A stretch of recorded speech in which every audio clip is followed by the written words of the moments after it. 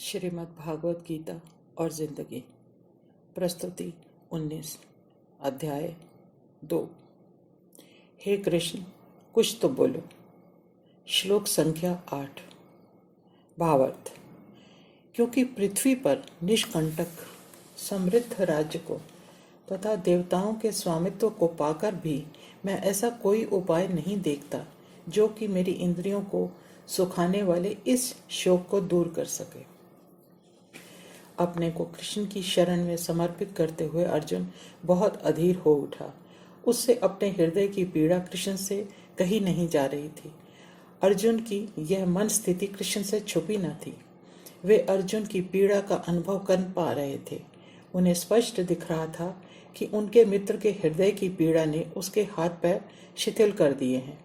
उसकी आंखों के आगे अंधेरा छा गया है और मन में करुणा व अनुराग का ज्वालामुखी फूट पड़ा है। ऐसी परिस्थिति में अर्जुन ने अपने को पूर्ण रूप से कृष्ण को समर्पित कर दिया। कृष्ण को भी उसकी अधीरता का अनुमान है, पर कृष्ण अब भी मौन है। अर्जुन ने अपने मन में उठ रहे प्रश्नों को, दुविधा आदि को एक के बाद एक कृष्ण को कह डाला और बड़ी अधीरता से कृष्ण की ओर निहारने लगा। धैर्य का बांध मानो टूटा जा रहा था। अपने ही संदेहों का, प्रश्नों का आप ही निवारण कर पाने में अर्जुन असमर्थ था। वैराग्य लेना उचित है या युद्ध करना? युद्ध करना उसका कर्तव्य था। प्रजा व परिवार की भलाई के लिए किए जाने वाला उत्तरदायित्व था। पर संस्कारों और अनुराग के वश कर्तव्य से विमुख हो वैराग्य लेना दूसरा विकल्प था। ऐसा करने से उसे गुरुजनों के वध का पाप नहीं लगेगा।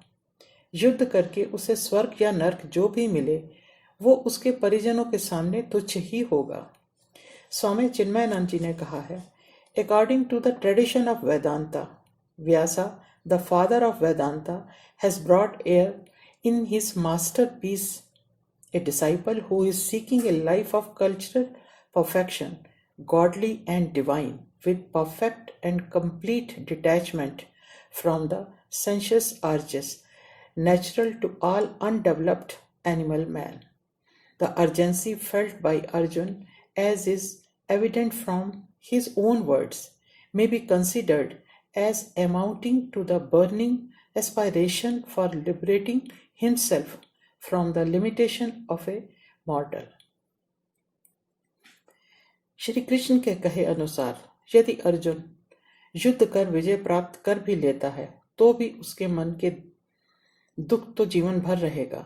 वह कभी भी न भूल सकेगा कि उसे या उसके भाइयों को जो प्राप्त होगा उसे पाने के लिए ही उसके पूज्य परिजनों को अपने प्राणों की बलि देनी पड़ी है, जिनका तो कोई दोष भी नहीं था। दुख मानो अर्जुन के हृदय को चीर कर बाहर आ गया हो और कृष्ण के चरणों में समर्पित हो गया हो। स्वामी दयानंद सरस्वती ने दुख के भावों की, क्रोध की, ईर्ष्या की भावनाओं का वर्णन करते हुए कुछ इस तरह लिखा है,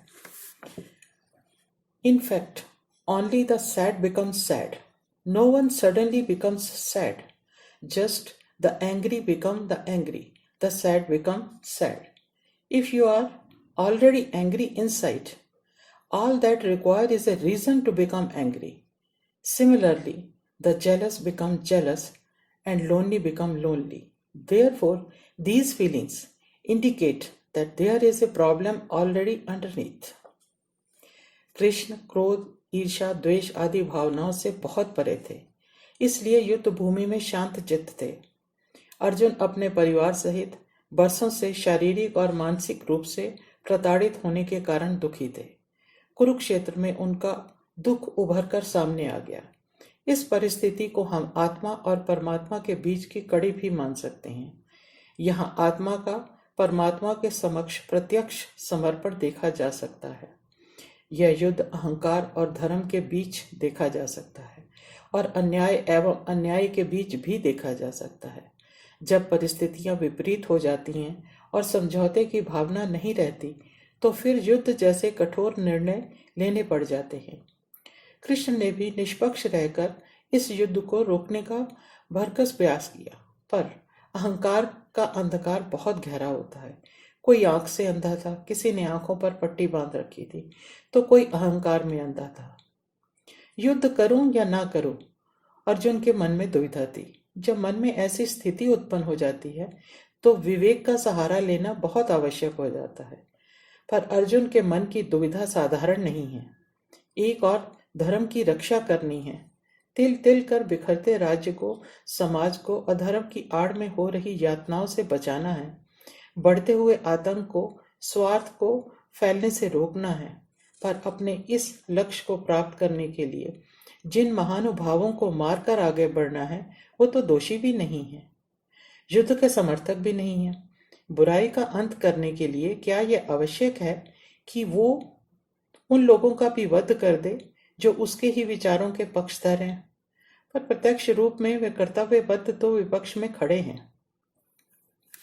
यदि हम भी कभी ऐसे ही हालातों में फंस जाएं, तो शायद हम भी ऐसा ही सोचने लगें और हो सकता है हमारा विवेक भी हमारा साथ ना दे। हो सकता है हमें जो चाहिए उसे पाने के लिए उसी का हनन करने लगे। यहाँ उचित और अनुचित ये दोनों ही एक समस्या बनकर सामने खड़े हैं।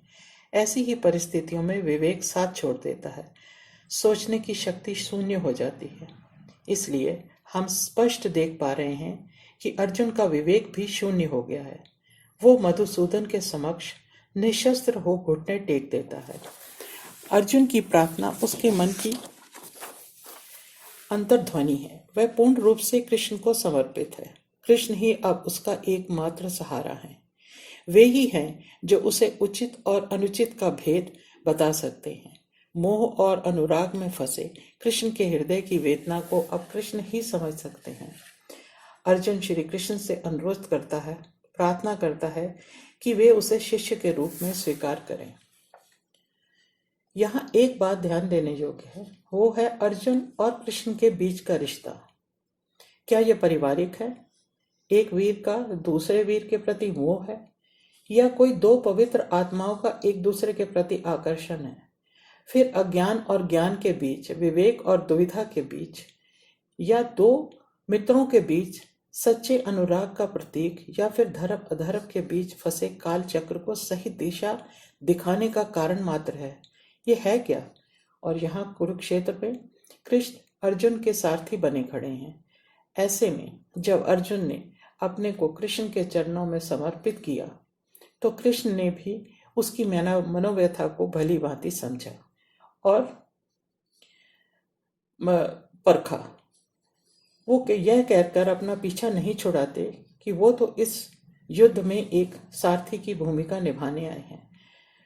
उन्हें गुरु क्यों बनाया जा रहा है? यहाँ एक बात और भी स्पष्ट हो जाती है कि विवेक और ज्ञान या समयानुसार व्यवहार कुशलता का किसी व्यक्ति में होना, ये कुछ ऐसे गुण हैं जो सदैव कठिनाई के समय काम आते हैं, सहायक होते हैं। गुण तो गुण हैं, इसलिए एक सारथी के सामने घुटने टेक कर उसे अपना गुरु मान लेने में अर्जुन को रत्ती भर भी संकोच नहीं हुआ। कृष्ण ने किंग कर्तव्य विमूढ़ अर्जुन को अपना शिष्य बनाने में एक पल की भी देरी नहीं की। यह पल अज्ञान के अंधकार में ज्ञान के दीपक के समान है। जब विवेक हमारा साथ छोड़ दे और कोई निर्णय लेने का साहस ना हो, तो ऐसे समय में शून्य बुद्धि का साथ छोड़ किसी ज्ञानी महापुरुष की शरण में जाना ही उचित निर्णय है, जो अर्जुन ने किया। कृष्ण ने रथ की बागडोर के साथ साथ अर्जुन की बागडोर भी संभाल ली।